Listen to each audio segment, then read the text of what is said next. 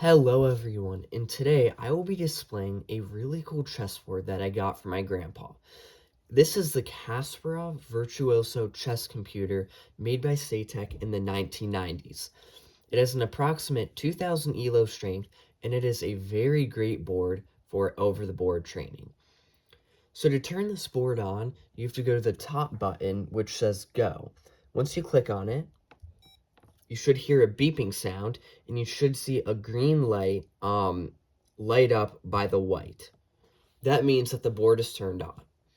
And if you want to turn it off, you just click the button Stop, and that turns it off. So once the board is on, you can either hop straight into a new game by clicking the New Game button, or if you want to mess around with the levels and time controls, you can click the setting Level. So once you do, it will flash down here, and in the manual, you can control it to whatever you want. So here, there's like how many seconds you want to move. Here's how many minutes you want to game, and then here is how many moves you want in a certain time game. So I'm just gonna do average time per move. That's the simplest one. So here we have to get it to back to the A. So let's just click color. This will make it go a lot quicker.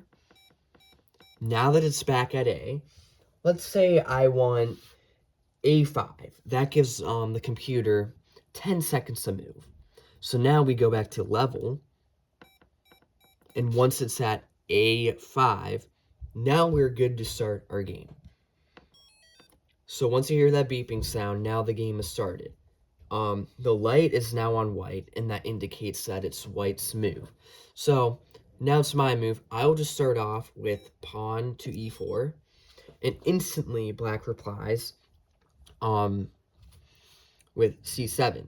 So to move the pieces for both sides, you have to press the piece down, and you will hear a beeping sound. That's how you know that it's registered. And then, now the second part is, you will see where the light flashes again, so it's C6, which is right here. And now, the second part of the move is you have to place it there. And now, once you're ready, you put it there and you press down. Now that the beeping sound is made, it is now back to white's move, and that's how you move the pieces for both sides.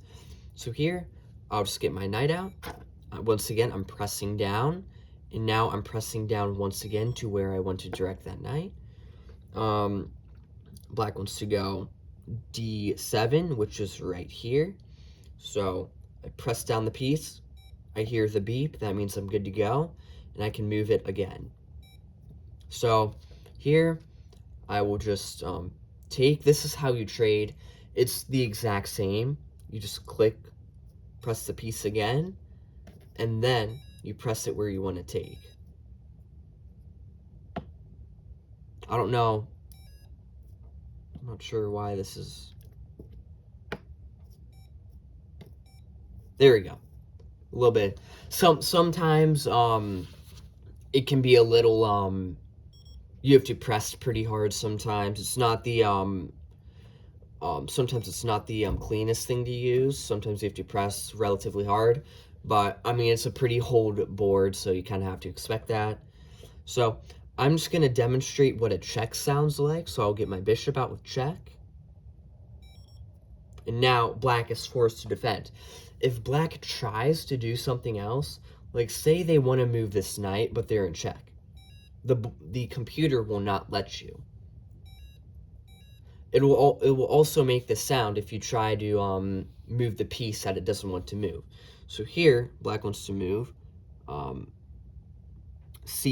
they want to move this bishop to here.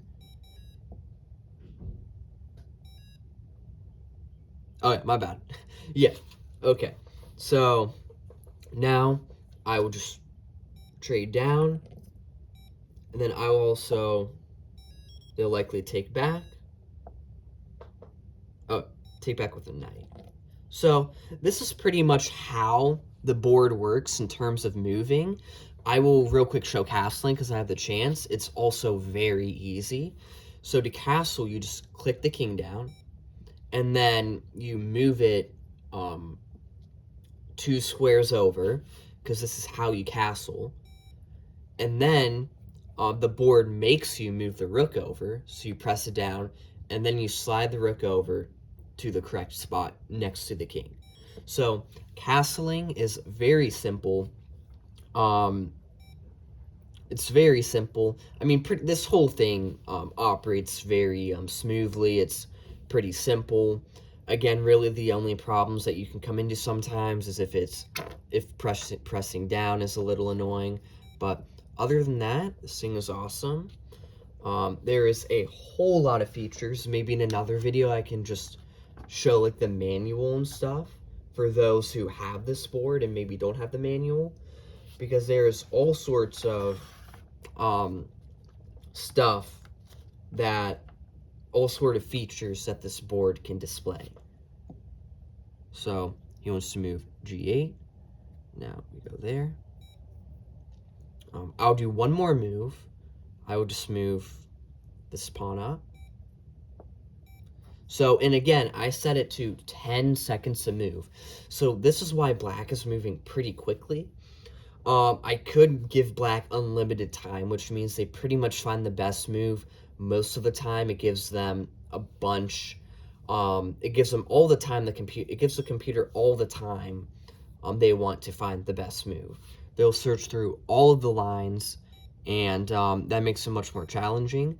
But if you're new, or for a beginner, or if you don't want to get wiped off the board, I'd recommend giving black not much time. Like I said, 10 to 15 seconds is good, maybe 20 seconds, because it still gives black enough time to find good moves, but it still makes the game go at a relatively quick pace, and it still gives you a chance to maybe get something going.